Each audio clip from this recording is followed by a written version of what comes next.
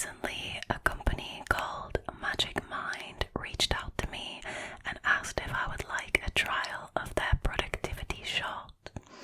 Now, if you're anything like me and you struggle with stress and anxiety and it is keeping you from being productive or as productive as you would like, then Magic Mind may well help you get into that flow state to be able to focus on your work and get more done in a day. Now, Magic Mind contains matcha to boost your energy and reduce your need for coffee throughout the day. Now, coffee gives you that caffeine crash in the afternoon and you just feel completely wiped. That doesn't happen with matcha, so that's a bonus.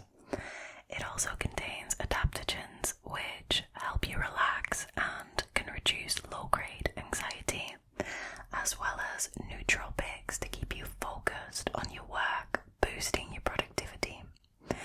Now, I love that on top of all of that goodness, Magic Mind also adds vitamin C, vitamin D and echinacea to their drink, which is awesome because they are immune boosting ingredients, so that is a major bonus. Now, in my experience, it does take a few days to feel the full effects of the drink. I think for me, I started noticing being more productive around the 5th day of using Magic Mind. Now, I actually have a panic and anxiety disorder, and I wasn't expecting Magic Mind to fix that or anything, but I have noticed that I'm getting more productive work done before my anxiety starts to affect me. Now, if my story is relatable to you and you struggle with stress and anxiety and it's keeping you from being as productive as you would like to be, it may well be worth your while to give Magic Mind a shot, pun intended. Now, if you click the link in the description box and use the code JulieV20, you can get up to 56% off of your first subscription. Now, Magic Mind does offer a 30-day money-back guarantee, so if you do decide to give them a try and you're not getting the results that you are hoping for whatever reason, you can just contact Magic Mind within 30 days and ask for a full refund, and you'll get that no questions asked. So thank you, Magic Mind, for supporting the ASMR community and for helping us find our calm. Now, with that being said, and of course, without any further ado, let's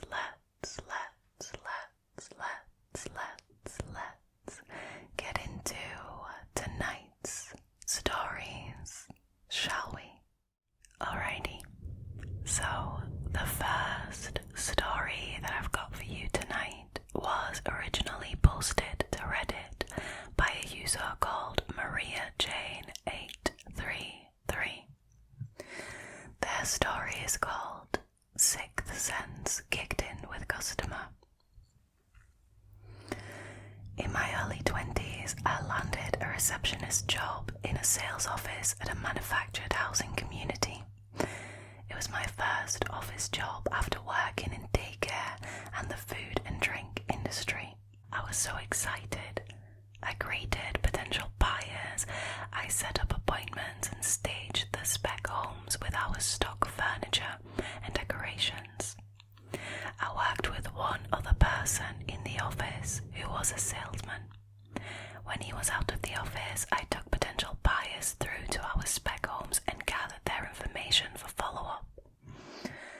I was working alone one day when a customer came into the office looking to potentially purchase a home. I gathered some information from the young man and asked if he would like to look at some spec homes. As we walked down the sidewalk toward the row of spec homes, we chatted about the various floor plans and finishes available. I knew the product information and I had no trouble confidently answering all of his questions. He was friendly and reminded me of a classmate from high school that had played a fence on the football team. Now, I decided to show him the 2 home models his price range and desired floor plan. Since I shared most of the technical information during the first home tour, I gave him some space to freely look around the second home. Now he walked through the main living area and stopped in the doorway to one of the back bedrooms. He called out, "Hey, what is this back there?" And he pointed to the corner of the room that I couldn't see from where I was standing. Now I knew these floor plans by heart, so I politely answered that it was a closet. In my mind I was sarcastically thinking, "Really, you don't know what a closet is?" He chuckled and asked again, "No, really, come here. What is this back here?" I could tell by his tone that he was pressuring me to come see for myself. He motioned for me to come closer and take a look. His tone was friendly, but his request didn't make sense, so I paused, and in that split second, something shifted. Maybe it was the energy in the air, the hairs on my neck standing straight up, or the way his eyes changed before me. I suddenly sensed the power dynamic had shifted, and I did not feel safe. With all the lightheartedness I could muster, I repeated, "Oh, it's a closet. Excuse me for a moment, I need to check something outside." I quickly made my exit back to the sidewalk outside the house. I had no concrete reason for why I felt the overwhelming need to leave the house immediately. I didn't understand why my body sensed danger. I just knew that I needed to act quickly. Over the next few days, the young man came back to the office to meet with the salesman. He filled out all the various paperwork needed to purchase a home and live within the community. He dropped by several more times unannounced to check on his application status. If I wasn't there, he would ask the salesman when I worked next. Okay, that is a major red flag. Now my coworker thought I had a not-so-secret admirer. I couldn't shake the overwhelming feeling that something wasn't right, so on the nights that I worked alone, I locked the office door. That's probably smart. Now a few days later, corporate sent back their analysis of the young man's application and completed a background check. He had been denied. The background check revealed multiple sexual assault convictions. And there it was, crystal clear, undeniable 2020 hindsight. The salesman called the customer right away to let him know that his application had been denied and that we could not do anything further for him. A few days later, the young man decided to come back to the office one more time. When my co-worker saw the young man's vehicle turn into our parking lot, he told me to go to the back room of the office where I would be out of sight. And just like the times before, the young man entered the office asking if I was working. This time though, he was met with a very angry 6-foot-tall salesman that had nothing to lose. I had never heard my co-worker raise his voice before, but on that day, his voice shook the office walls. Needless to say, the young man never came by again, and I wasn't scared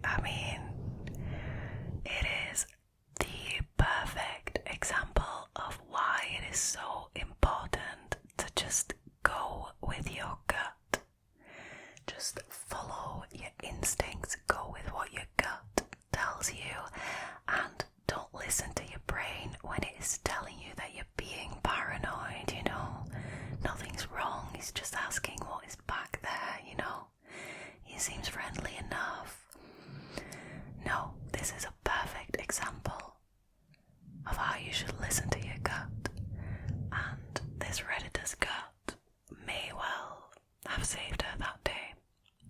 I mean, who knows what would have happened if it had lured her into that corner. That is such a weird thing to do though. Like, what was he gonna do? Now, anyways, I also wanted to say, and this is what I love about this story, right? So this co-worker really stood up for the Redditor. He confronted that creep and he just really just had her back, which is something that sadly doesn't happen that often. And I discussed this in a previous video. I can't even be mad at people who don't get confrontational because I can sympathize with not wanting to get confrontational because it can potentially be dangerous for you, right? But this guy just really stood up for his co-worker, and I love that. I love that for the Redditor. I love that for the guy. And also, she wasn't scheduled to work on her own nearly as often, so that means that the manager also had her back, which is always lovely to hear, right? I'm really glad that the Redditor stayed safe in this situation because this guy was clearly not going to stop at anything. Like, just how casual he was about it all, like popping back into the office and like asking if she was working and when she was working. Like, that really bothers me. Like, just the audacity of creeps doing this kind of thing just blows my mind. It blows my mind. And while looking for stories for tonight's episode, I just realised just how often that happens when like people get this weird obsession with somebody who works at a shop or whatever, and they just keep coming back in asking for them. Like, do they not realise that that is extremely creepy? Like, I just do not understand. I do not understand.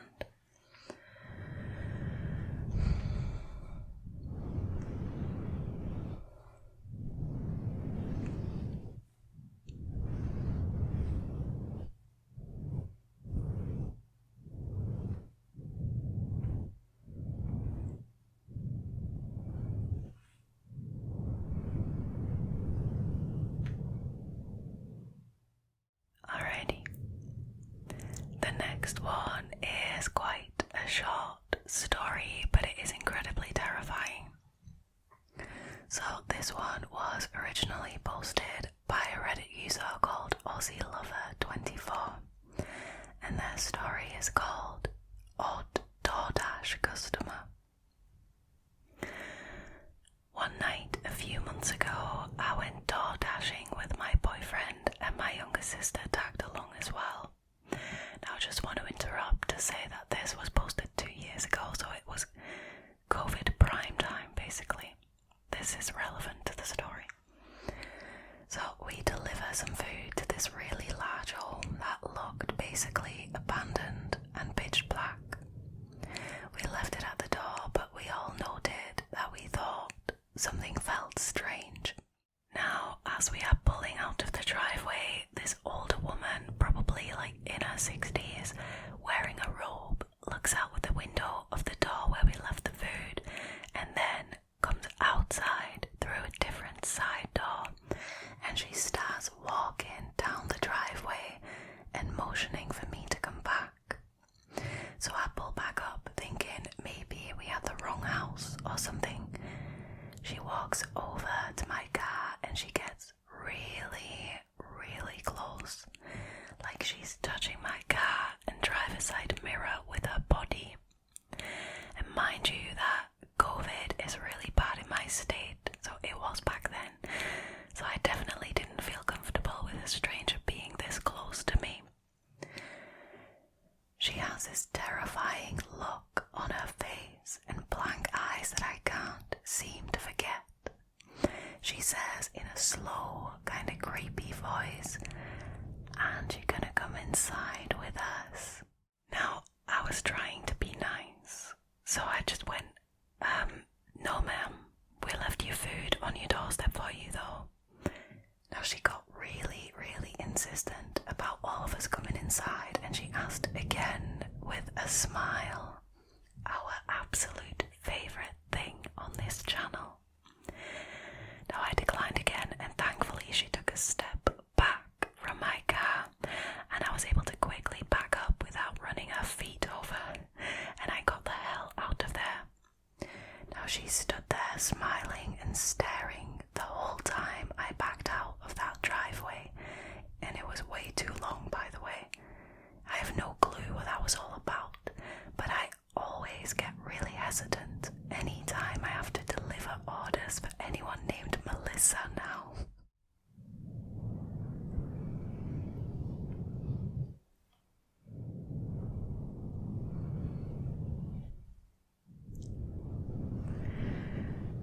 Honestly, this is almost like a crossover between this week's theme and last week's theme with the creepy ladies.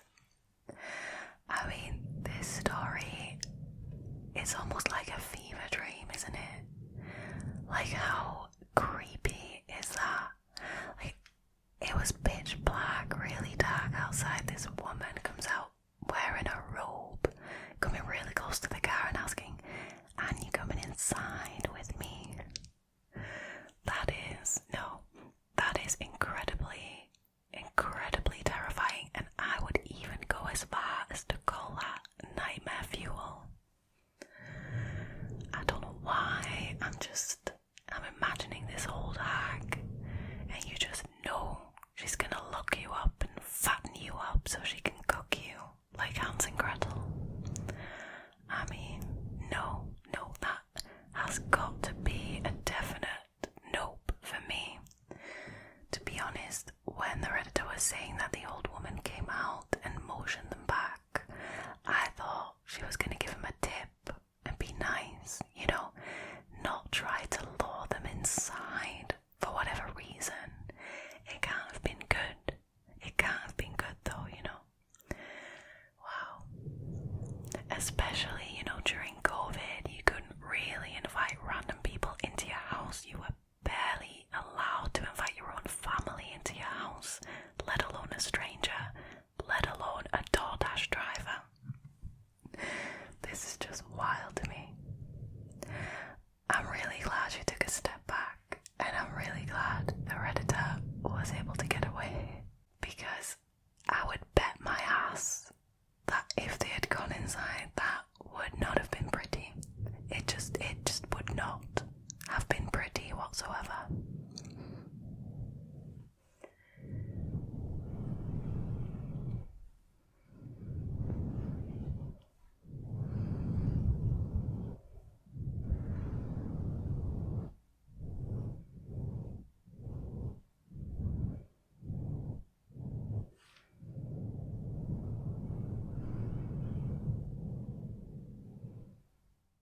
Alrighty.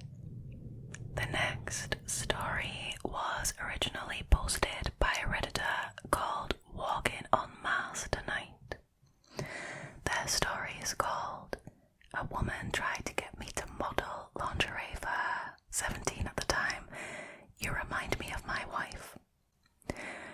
I used to work at a popular women's wear plus-size store. It was my second ever job, and I worked there 3 times a week after school. I usually worked closing with my manager and one other woman. However, our manager would leave around 6 p.m. and I would be there until about 8 p.m. with my co-worker. That's nice. I should mention that I was the youngest of our team. Everyone else was in their 30s and 40s, and there was some internal mistreatment as a result. A lot of it was them speaking to me like a toddler and making snide remarks about my appearances. I had piercings, dyed hair, stretched ears, etc. That is horrific. That is a horrific way to start this off. Now, I had 2 co-workers who I loved dearly. They were in their 30s and in their 60s. Fabulous people who were also alternative, but sadly the rest were competitive and mean-spirited. There was one particular co-worker who I was closing with that night. She was very fend for yourself with almost all of the staff members.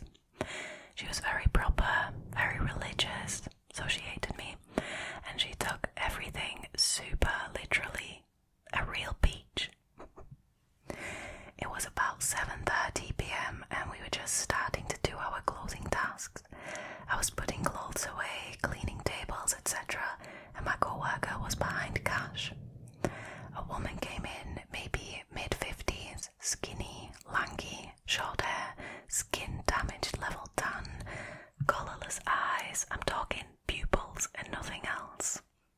Red flag right there. Looked like she lived in a fire pit.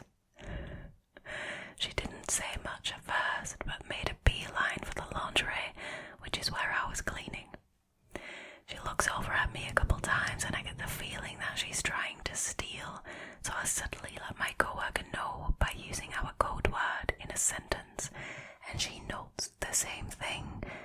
Now the evening goes on, but now under a more watchful eye. I kept an eye on the woman for about 15 minutes. During this time, she would shuffle between racks almost like a crab, side to side, back always facing me. She would mutter to herself and her hands would move jaggedly and sharply towards different items. She almost looked like an animatronic. Her movements just felt unnatural. Eventually, she turns around to face me. She has a pile of lingerie hanging over her arm. She smiles widely and says, "My wife and I had an argument and she won't let me back into our apartment until I get her a gift." That sounds like a nice toxic relationship, doesn't it? I'm thinking something that will benefit us both, if you know what I'm saying. It's at this point that she nudges me. Now I, a nervous teenager, laugh nervously and ask if she knows her wife's size, pointing out that she has grabbed multiple differently sized items. Now she ponders for a moment and said, "You've got more brains than me. I don't know her size actually, but come to think of it, she looks a bit like you." As she is saying this, she begins holding up lingerie against my body, sizing me up. Now hold on a minute, that is just crossing a line that should never be crossed. This made me extremely uncomfortable for obvious reasons. Any person touching me against my consent is a big no-no for me already. I think for anyone, I think consent is always key, right? But especially in a sexually objectified manner, regardless of who they are. I take a step back, turned to my co-worker and gave her the help me look. It was at this point my co-worker shrugged and turned the other way. I could swear she was giggling at the situation. I realized I was now alone in dealing with this woman.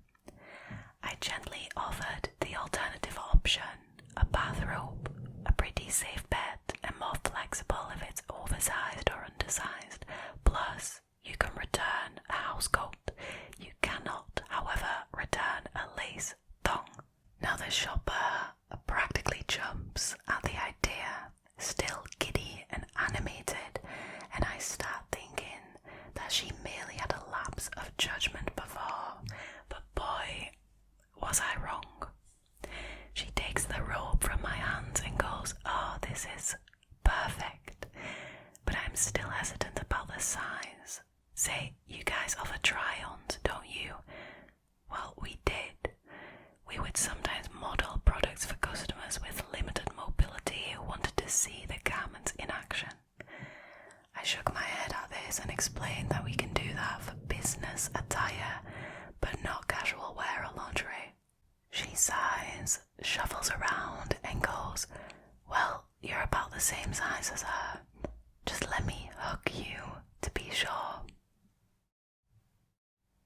She did not say that.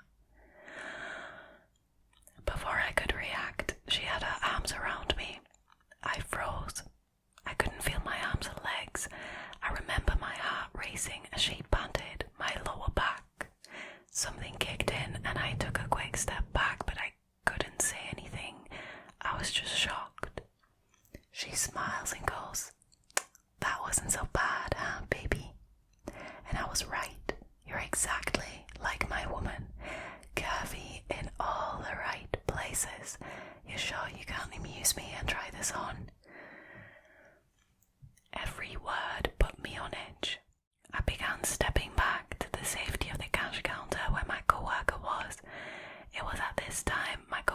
decided to go clean the fitting rooms. Once safely behind cash, I check the time and say, no, I can't do that for you. It's against store policy. Are you gonna buy the robe because we close in 5 minutes? She seemed surprised at my change of tone. I'm in full freeze, flight, fight mode. My emotions are all over the place and I just want her gone. Yeah, I'll take it. She said something like that. It's kind of blurry. She goes to pull out a wallet and, surprise, surprise, no wallet in sight. She fumbles around to find cash for a good 5 minutes or so. During this time, she decides to go into extensive detail about her and her wife's life and how it got worse after they married. Eventually, she finds a crumpled up $50 and buys the robe, confirming that it is returnable. As she's leaving, she says, "If she doesn't like this, I'll be back tonight. If you're not here, I'll come back every day until you're here. I like you." I told her that we were closed, and my coworker unlocks the door at this point and gestured for the customer to leave. She didn't have any parting words after that, but she did blow a kiss at me on the way out. This is so disgusting, I can't. I winced at it. That's all I know. My coworker giggled when the woman left and said, "She sure did like you." I didn't say anything back. I got my stuff and I left. About 2 weeks later, I put in my 2 weeks notice following a similar event involving a serial shitter using our changing rooms as a bathroom.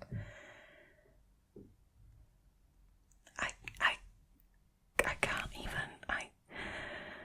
He would also try on women's lingerie. That's a story for another time. Thankfully, the robe woman never showed up again while I was working, although at one point my manager told me a short-haired woman was looking for me during the early hours of the following day. I'm certain that it was her. So I'm really glad I'm safe now, but that was definitely one of the creepier encounters I've ever had.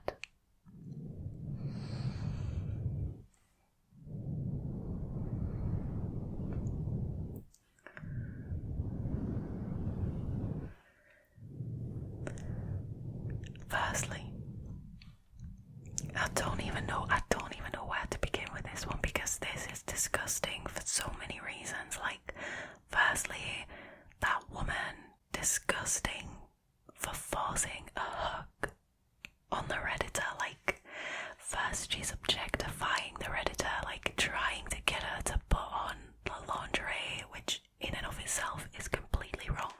But then just hugging her without her consent and then giving remarks about the Redditor's body, like you're curvy in all the right places, is just disgusting to me. The fact that she came back as well to, the fact that she sat at home thinking about what she had done and didn't see anything wrong with it, to the point where she came back the next day looking for the Redditor again, beyond me. Again, this could have also been in our Creepy Ladies episode. It's wild. Secondly, this is also disgusting for the complete lack of backup that the Redditor got from her co-worker. Like, she even giggled at it. She clearly found this funny. I mean, the Redditor was uncomfortable, was being cornered by this woman, was being objectified, and the co-worker just found it funny and just ran away from the situation, and it's just disgusting to me. Even teased her with it afterwards. "Oh, she sure did like you." That is like, what kind of snake-like human being do you have to be like that? Like, that is disgusting, and I can't say that I haven't met people like it, but it always really gets on my nerves, and like, it gets me really angry when I read about this stuff or hear about this stuff or just meet people who are like it. I am really glad that the Redditor handed in her 2 weeks notice, because clearly that was a very toxic workplace and she's better off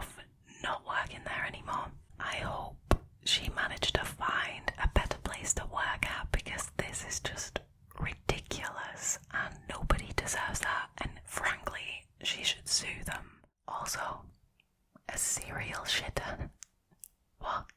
Like, how unlucky can you be? First, you get harassed by a woman, and then a bit later, you have to deal with a guy who thinks it's funny to come into the store repeatedly and shit in the changing rooms.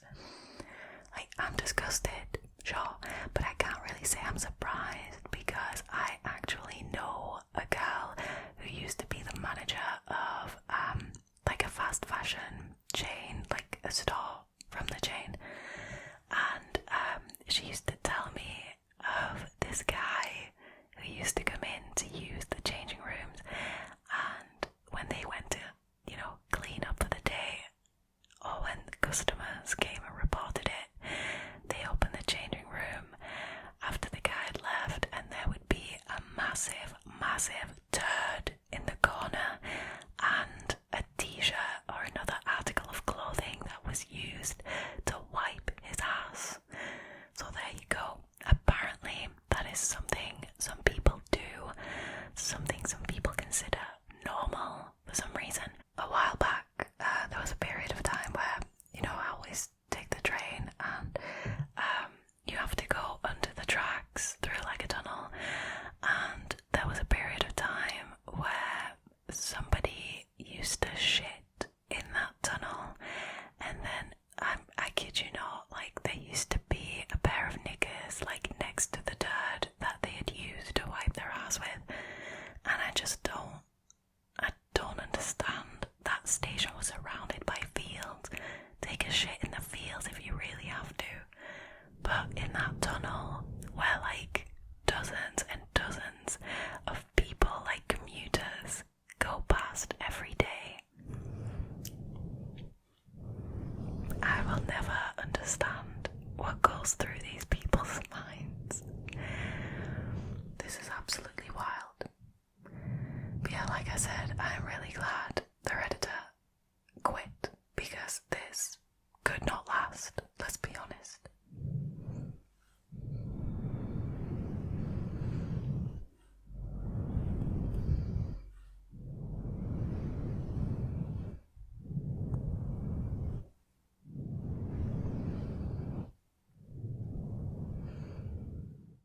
Alright, you guys, that was it for tonight's scary stories. I hope you liked this episode. If you did, please consider subscribing, liking this video, and leaving a comment down below. It really helps, and it is completely free. I want to thank you guys so much for choosing to hang out with me again tonight. And of course, a big thank you to Magic Mind for supporting the ASMR community. Don't forget that if you guys want to try out their productivity shots, to click the link in the description box and use the code JulieV20 for up to 56% off of your first subscription. For now, all there is left for me to do is to wish you a very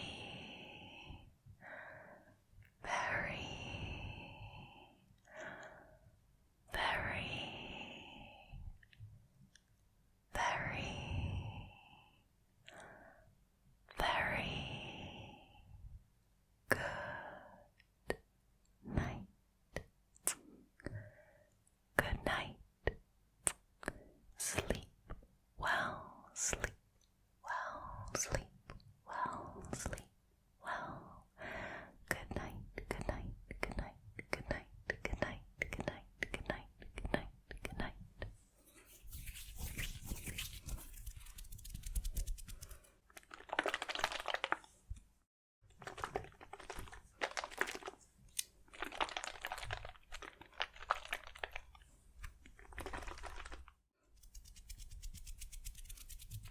Bye-bye.